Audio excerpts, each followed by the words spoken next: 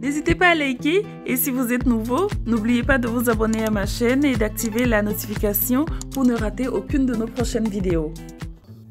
Bonjour et bienvenue, je suis Joséphine et vous êtes dans ma petite cuisine, j'espère que vous allez bien, moi je vais très bien et aujourd'hui je viens vous proposer une recette là, je tiens une bouteille de lait, on va se demander mais qu'est-ce qu'elle fait avec du lait? Ah non, je vous précise, c'est du lait végétal, c'est du lait de coco, je viens de le réaliser, donc voilà. Du lait de coco maison, facile à réaliser avec juste un peu de temps, une noix de coco, un peu d'eau chaude et voilà. Donc venez avec moi, je vais vous montrer pas à pas comment j'ai réussi à obtenir cette bouteille de lait de coco, de lait immaculé. Très bon en cuisine, un très bon allié santé. Donc on se dit à toutes.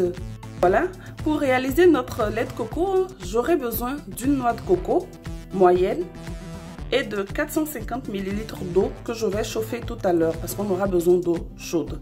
Donc pour réaliser le lait de coco, je préfère réaliser généralement la quantité dont j'ai besoin. C'est pour éviter la conservation. C'est du lait végétal fait maison, donc pour ne pas se prendre la tête dans comment conserver, moi je ne le garde pas plus de 48 heures au réfrigérateur. Et généralement, il ne m'en reste quasiment pas. Donc voilà. Donc je vais d'abord démarrer en cassant ma noix de coco, c'est là que ça chauffe. Moi j'ai duré au village où nous on prend et puis on tape sur quelque chose qui est dur et puis ça se casse. Mais bon, vous pouvez utiliser un couteau en tapant plusieurs fois au même endroit. À plusieurs reprises, ou bien utiliser aussi un marteau comme ça, un marteau. Moi là, je vais aller taper ça quelque part et puis je vais vous montrer ça quand c'est cassé. Les techniques du village sont infaillibles, je vous assure. Donc voilà, ma noix de coco est cassée. Je vais la débiter en petits morceaux afin qu'on puisse récupérer plus facilement la chair. Donc voilà, j'ai débité ma noix de coco en petits morceaux. J'utilise un couteau de table hein, qui n'est pas très coupant pour éviter de me couper. Donc je mets mon couteau entre la coque dure et puis la chair et puis avec un geste comme ça, voilà.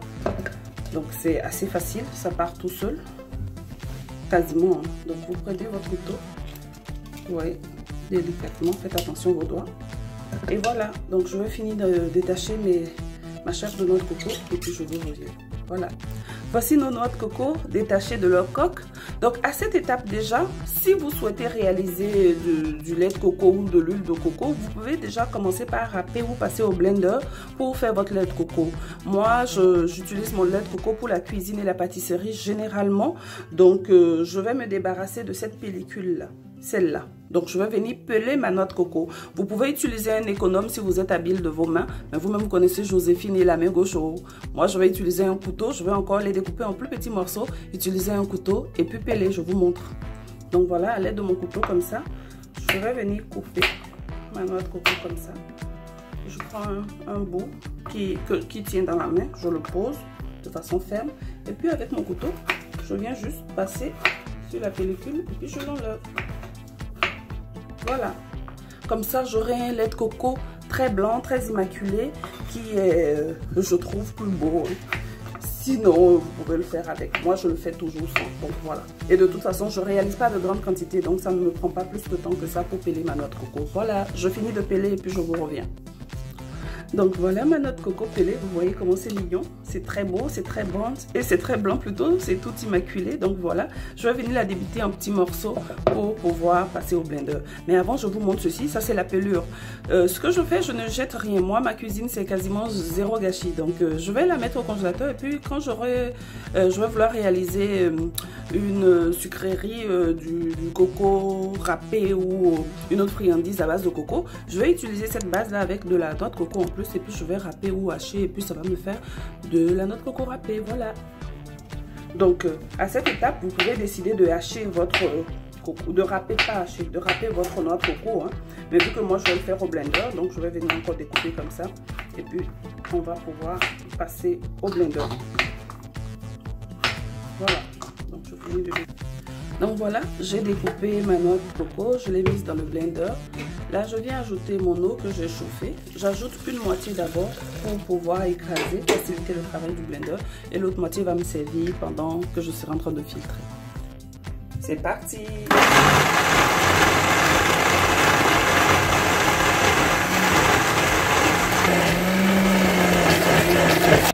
Donc voici notre noix de coco écrasée.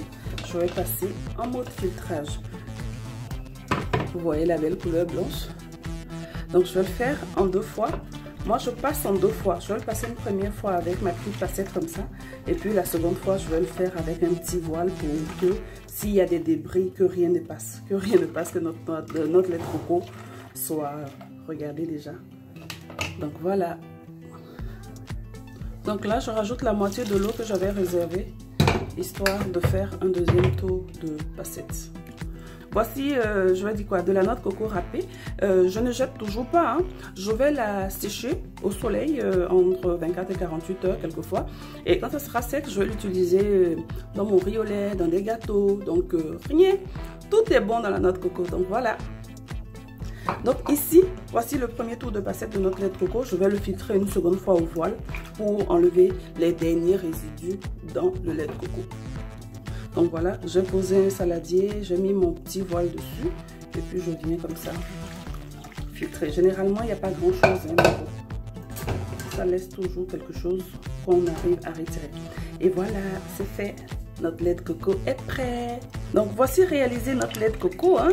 Donc comme vous savez tous, le lait de coco c'est du lait végétal qui est une très bonne alternative pour les intolérants au lactose.